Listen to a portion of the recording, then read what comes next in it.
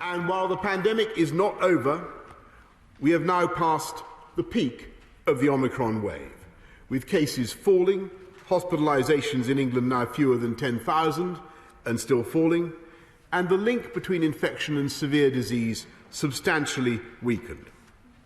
We now have sufficient levels of immunity to complete the transition from protecting people with government interventions to relying on vaccines and treatments as our first line of defence. Today's strategy shows how we will structure our approach in England around 4 principles. First, we will remove all remaining domestic restrictions in law. From this Thursday, 24th of February, we will end the legal requirement to self-isolate following a positive test. And so we will also end self-isolation support payments, although COVID provisions for statutory sick pay can still be claimed for a further month.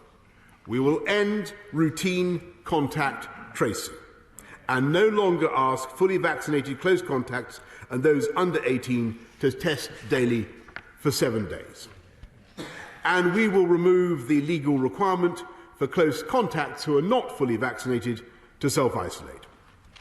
Until the 1st of April, we will still advise people who test positive to stay at home, but after that, we will encourage people with COVID-19 symptoms to exercise personal responsibility, just as we encourage people who may have flu to be considerate to others. Mr. Speaker, it's only because levels of immunity are so high and deaths are now, if anything, below where you would normally expect for this time of year, that we can lift these restrictions. And it's only because we know Omicron is less severe that testing for Omicron, on the colossal scale we've been doing, is much less important and much less valuable in preventing serious illness. We must now scale this back. We have no idea whether this is the right time to do it. I have to say, my money would be very much on the side of caution. I know the Prime Minister is making decisions. He's making decisions on the basis of economy. He's making decisions based on more wider political issues. But what I would be very cautious of is rushing into something that we don't have all of the evidence that says that this is not going to backfire horribly.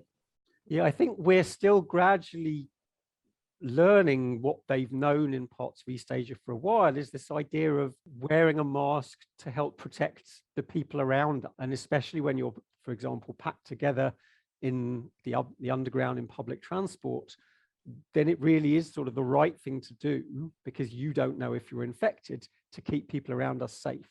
So I think when we talk about life getting back to normal, I think we'll just sort of gradually get used to the fact that we probably will want to wear masks. So I think the future where we can bring everyone into living a life with the new normal means we do need to look out for each other more and do things a bit differently than we might have done